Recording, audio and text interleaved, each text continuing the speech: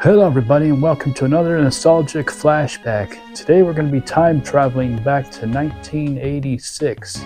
So we're going to go to a place where I thought was really cool and I want to take you there on this time traveling adventure. No, Griff. I said you cannot go. So I said no. No. What? Are you deaf and stupid? I said no. Since when did you become the physical type? Anyways, let's time travel back to 1986 because you're going to see some serious roads. Where we're going, we don't need roads. Now let's take a time traveling venture back to 1986. I would have been a teenager at the age of 16, so I'm showing my age. So let me see here. Nope, that is too young. I was 16. Still too young, so maybe I don't have a picture of when I was 16, but let me paint you a picture. Now first let me give you the backstory. I just moved from Long Beach to South Lake Tahoe about 3 months earlier. And we had trees. This is the wrong type of trees. There's some Bob Ross references here in the video, but no, this is not the trees I was thinking of. South Lake Tahoe had more of like pine trees, so that's the trees that I'm talking about. That's the South Lake Tahoe, so the mountains in the background, pine trees. I grew up in a beautiful area. I was very blessed, very lucky to have a great area to live in. And my grandparents were still in Long Beach, so they would contact us. They didn't have cell phones back then, so they would just contact us on the phone, say they're coming to visit.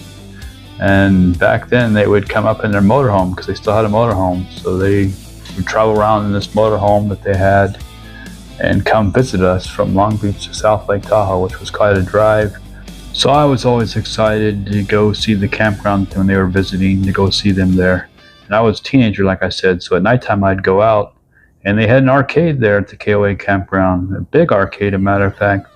It was this about 15, 20 games, and I don't remember them all, but I remember the ones that I did see.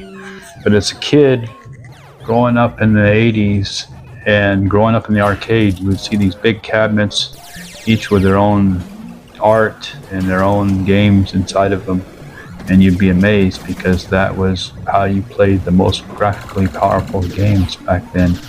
You'd have to go to the arcade. So definitely an awesome time. So you always had a pocket full of quarters as a teenager because you never knew when you were going to run into a video game machine.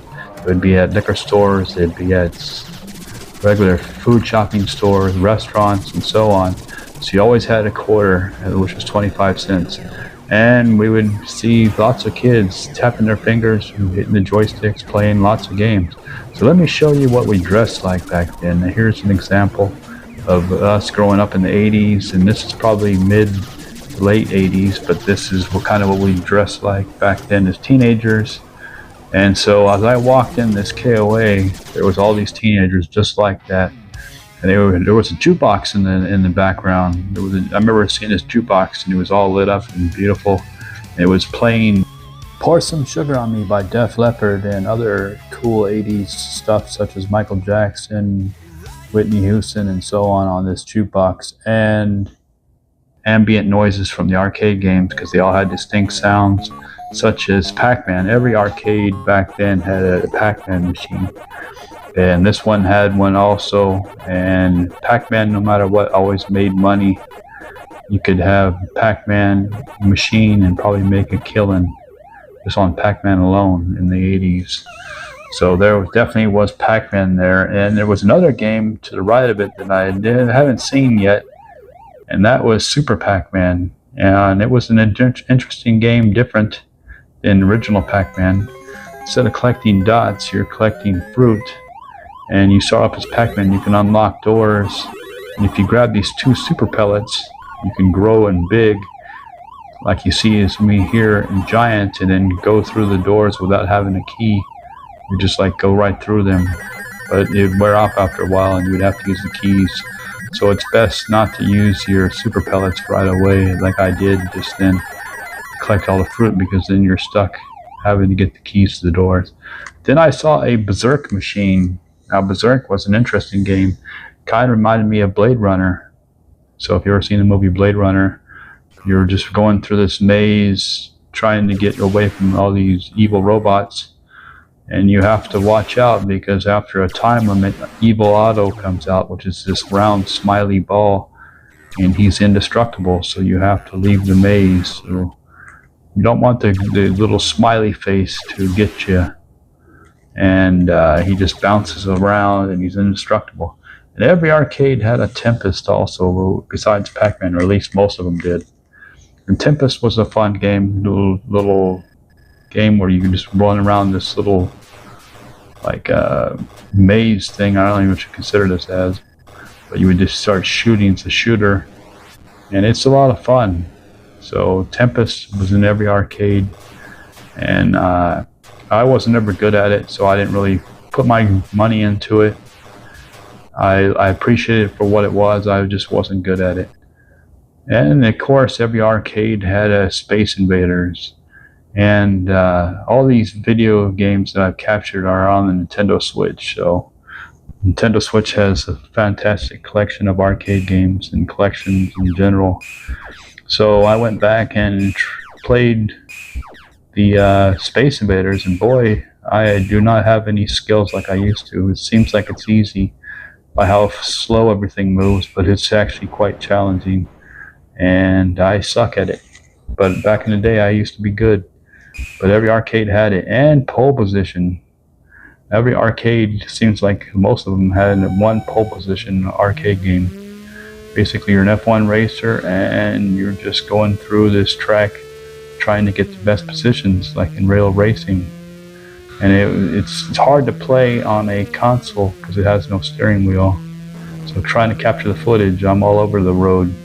It just doesn't feel the same as when you're spinning the wheel in the arcade, the steering wheel, and shifting from low to high. And each one of them had a unique sound, and they really just lit up the room with atmosphere. And you could hear all these sounds going off, and they would always grab your attention. And of course, I saw Versus Excite Bike. Now, I didn't even know this existed until I came to this arcade. I knew it was on Nintendo NES because I owned it. But I saw the Versus machine and was intrigued by it. And not only intrigued by it, I realized that it is different than the original on Nintendo NES. It's a little bit more graphically powerful, and they've changed the way that it plays a little bit. So it was pretty interesting to see it. Now I believe the Famicom version plays a little bit more closer. The Japanese version plays a little closer to the arcade one than the American one on Nintendo NES. But definitely saw that. And then I looked and I saw Commando and really loved Commando.